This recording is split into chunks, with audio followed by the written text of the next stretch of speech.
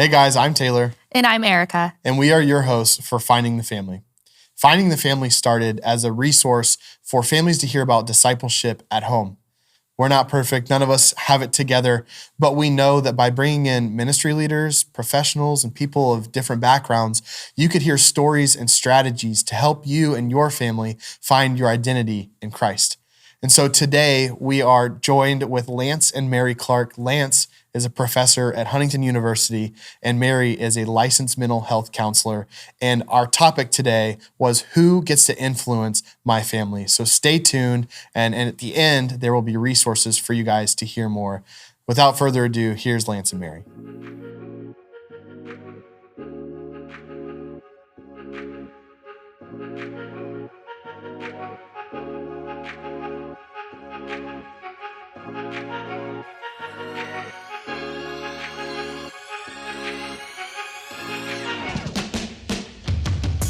All right, everyone. Thanks for joining in to Finding the Family. Today, we're joined with Lance and Mary Clark. Lance, Mary, thanks for joining us today. Really appreciate you guys being on here. We're going to go right into it because I think this episode is going to have a lot of content. And the idea behind it really is there is an influence in this world, whether it's positive or negative. Mm-hmm. And so in your guys' own experience, what are some of those positive or negative influences you've seen on the generations that you've either raised or you're dealing with today? Because I believe there's an effect on someone's spirituality when it comes to an influence. So what are some of those influences you've seen that have been maybe positive or negative in your lives? Mm-hmm.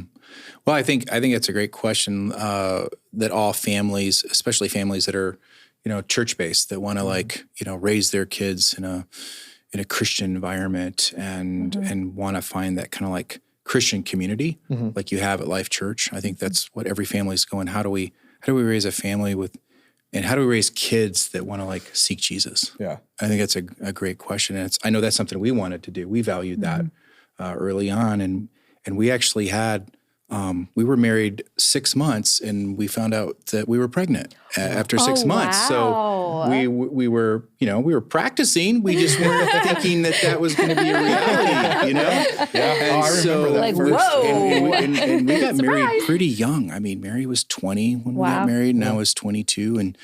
And we had this whole plan laid out. I'm in grad school and I'm going to go and go work out in LA for 5 years. And then Mary's going to finish up her degree and she's going to, and that all just okay, that just blew up. Yeah.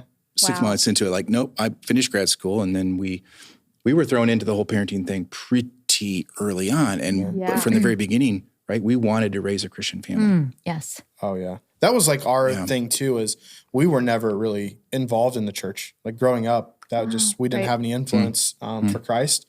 We've had influences kind of scattered throughout that. But the one thing we said, when I said I was going to marry Erica, and Mike asked us when we came back from California to do marriage counseling with Mike here in Indiana. One time. It was, with my father-in-law sitting in there. Oh, wow, nice. Yeah. It was kind of just, we had no choice. So in our little marriage counseling session, Mike was like, are you guys going to church? And we were like, no, but we want to. It was always that foundational piece of we wanted to have it, but there was nothing influencing us to want to be there. But we knew no, if we're getting married, we want our family to be rooted in Christ. We didn't know what that looked like. But there was influences all around us speaking all of the other things. Yeah. And Lance, you're a professor at HU. How long have you actually been there? 30 years. 30 years. Okay. Yeah. Don't say wow. Yeah, We talked about I'm seasoned. I'm mature. Oh, you're just old. A very kind way. And then Mary, you're a licensed mental health counselor now, right? Yes. Congratulations on that. Thank Was you. very recent. You passed all of your exams. Oh, and wow. That's a big Congrats. process. It took me 7 years, but I finally did it. Yeah. And you've been doing that process for 7 years now, and now you have your own practice, is it? I do. And so, so you see different patients with various different things happening in life. In the mental health field, I know that's a big voice in today's world. And then Lance, I found this actually really interesting the more I was thinking about your role. You've seen 18 to 22-year-olds for 30 years go through. So as I was thinking about this question, I actually want to read something But I was kind of dumbfounded to really think like, I'm sure in 30 years, there's been a shift in what you see influenced at HU or just in the lives of 18 to 22-year-olds versus today, whether it's good or bad. But I wanted to read this. I found this as we were kind of looking into it. It says, in general, the term world in the Bible refers to the evil system controlled by Satan that leads us away from worship of God. And then it was a quote from John Calvin. It said, the human heart is an idol factory. We can make idols out of anything. Any passionate desire of our hearts that is not put there by God for his glory can become an idol. Loving the world is idolatry. So while we are commanded to love the people of the world, we are to be wary of anything that competes with God for our highest affections.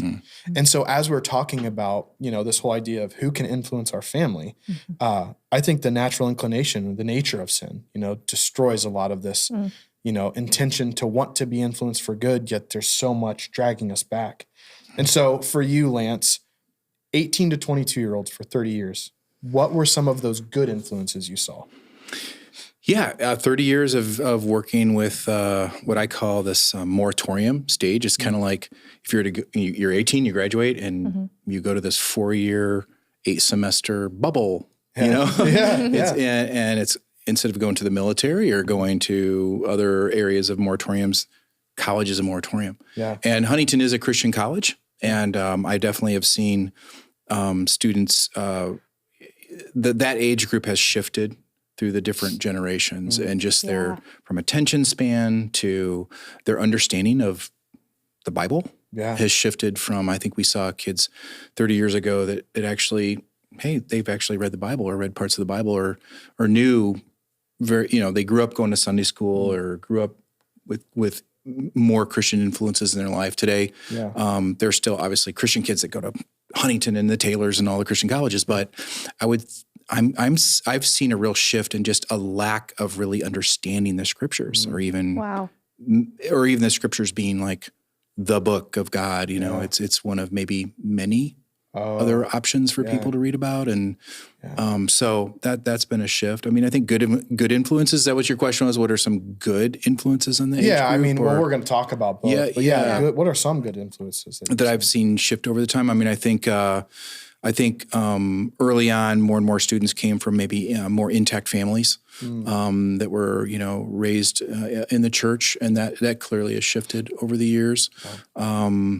Socioeconomical changes have happened with the students that are coming to Huntington. I think, I teach in the arts area, film and TV and all that. So I do get a student that's very serious about they're choosing to come to Huntington because of the nichiness of what we do. But it's kind of fun because I really do view my role as kind of a missionary to these kids in a way that to just mentor and in some ways to be a father figure to some of them. I'm never going to be dad. I don't want to be dad, but I want to be that positive influence someone they on can their trust. lives. Someone they can trust. Do you have a lot of people reach out to you on that level?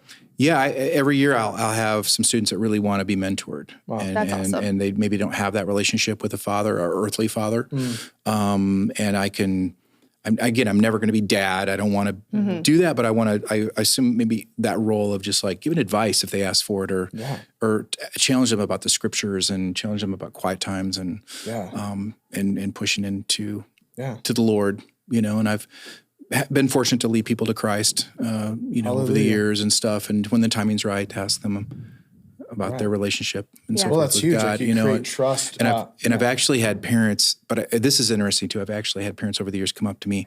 Sometimes it's at graduation. Sometimes it's at an event. We do showcases of our student media, and they'll come up and pull me and say, "Hey, thank you so much for speaking to my kid because they won't listen to me, but somehow they'll listen to you." And I kind of know that role that I can say the exact same thing, but they'll listen to me. That's and awesome. Push into that, Yes, like you've taken that, position to be like, I'm going to be someone they can trust in, and then I'm going to be the one to help point them to Jesus and not just me. And like, so you've looked around you and said, like, why wait for other things to change around me when I can just be part of that solution? So he is the positive influence. I want to be that influence. I think it's more Pollyannic today. There's so many different worldviews pushing on our that age group, on a whole array of social issues, and I'm sure at some point we'll talk about social media and the evil influence of social media, And I say that quote unquote, it's true. I mean, I think it can be evil. True. That was a question actually, because I'm interested. We can't get into that one yet. But when you're ready,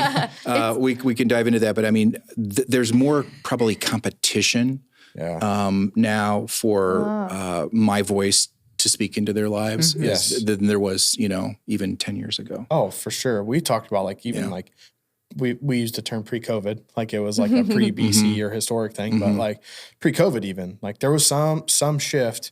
And I think a lot of it was, the vastness of social media and technology and communication. That's really just kind of set a different standard. But, I think I went to HU as I was like the old man there on campus, 30 years old, sitting in class with my Crocs on, listening, with 18-year-old kids. But you were the adult in the room. You could carry on conversations with the professor. Yeah, but it was cool. Like I actually, being there, I think there's a stigma. When you say Huntington University, you assume that every person is a Christian or a firm believer. Yeah. Just like when you talk about church, you assume that everyone in a congregation is a saved Christian. No, we're a hospital too. No. Like we're not a country club. Oh, yeah. Like we want the sick to come in and we want to be the people who can teach them about Christ. But like when you go to Huntington University, I've heard some stories just sitting. I had lunch. It wasn't always by myself, but I would have like some of the students from class I still keep in touch with today. You hear some of their stories and you're like, oof. And some of their background isn't necessarily, there's unchurched backgrounds, but there's like church hurt backgrounds now. Yeah. So in that 30 years, I think that we've talked about, there's people who went through the system of church and have had kids and now the kids don't want anything to do with it. But the parents' faith might have been strong in the beginning. And so I think the message is that we've allowed culture to change even the church, which should not happen.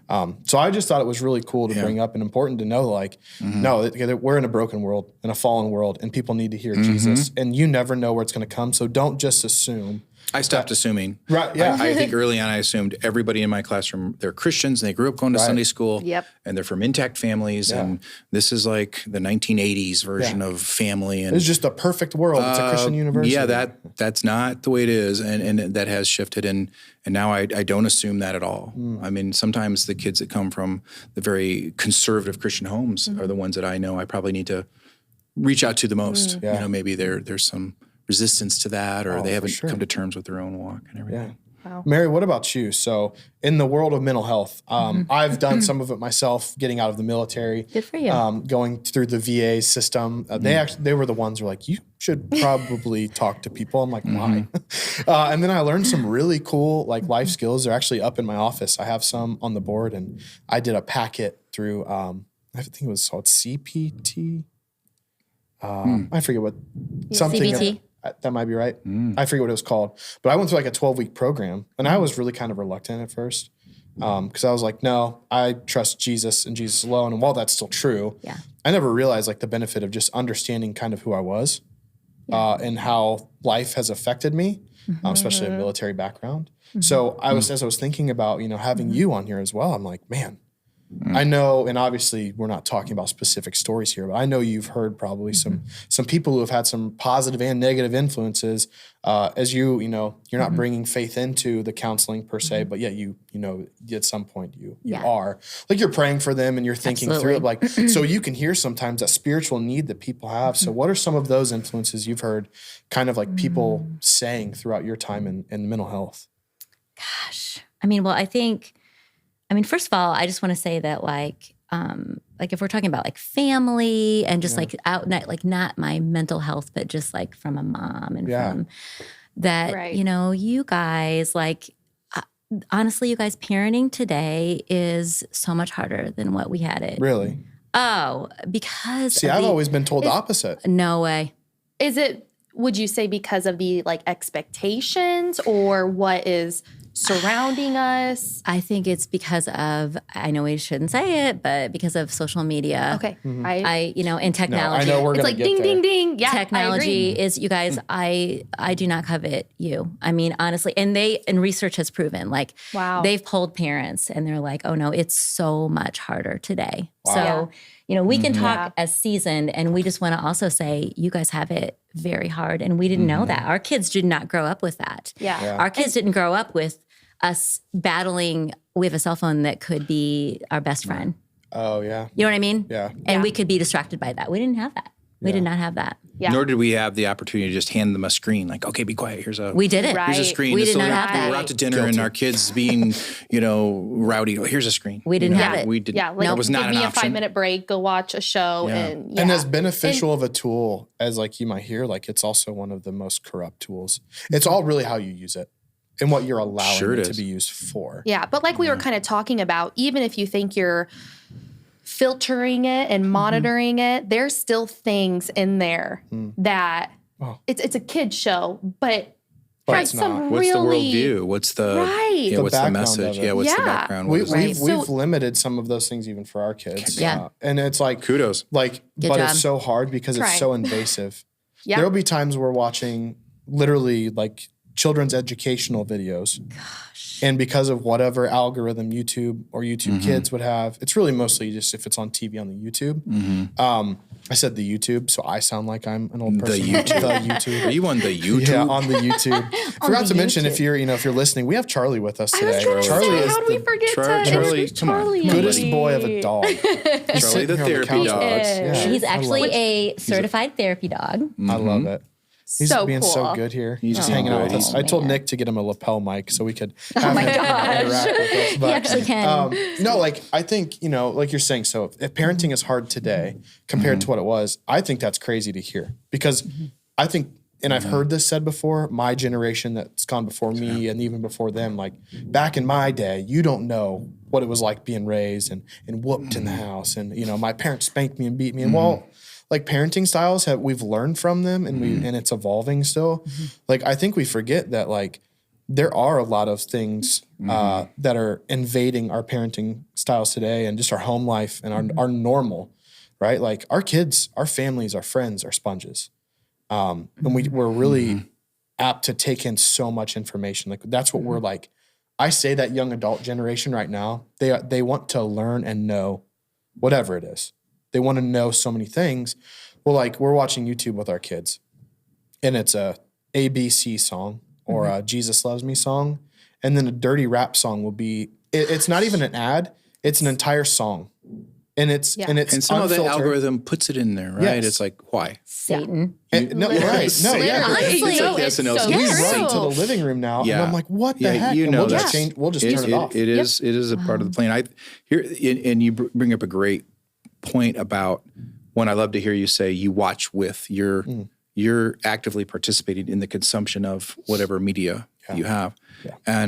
But here's a thought that's kind of interesting.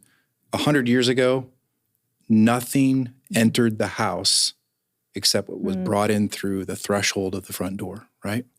Yeah, Like 100 years, 150, that whatever. convicting? no, that's Now today, and so everything, Yeah. and nothing came into your house yeah, or had access to your children except what you as Yeah. parents decided. yeah, That is so 100% opposite now. I Yeah. mean, think of every possible thing now that comes into our house through. And with that, you didn't even know what was happening next door. Sometimes you didn't know what was happening Right. in another state Right. because you were just like, "This is what's happening in Your my world home." was your county and your city, And so there's good and bad in both of it, You're- right? you're Like, right. And- there's but- good in knowing some of the things happening in the other parts of the world, and there's great, there's a lot of goodness behind having the ability to communicate across the country. Sure.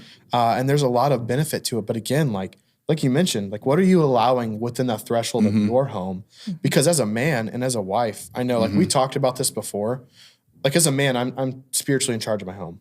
Like I'm to be the one who's making sure my family is learning to desire a relationship with Jesus and to learn how to worship and pray and to live a life that's more Christ-like. But my wife is actually the one who's home all day as the homemaker, like the Titus 2 model of a woman. And she's spending time more so with our kids. And so you talk more about like, what's that like? Because I know I come home and I'm like, if nobody's in the room and the TV's still on, I'm like, what the heck are they watching?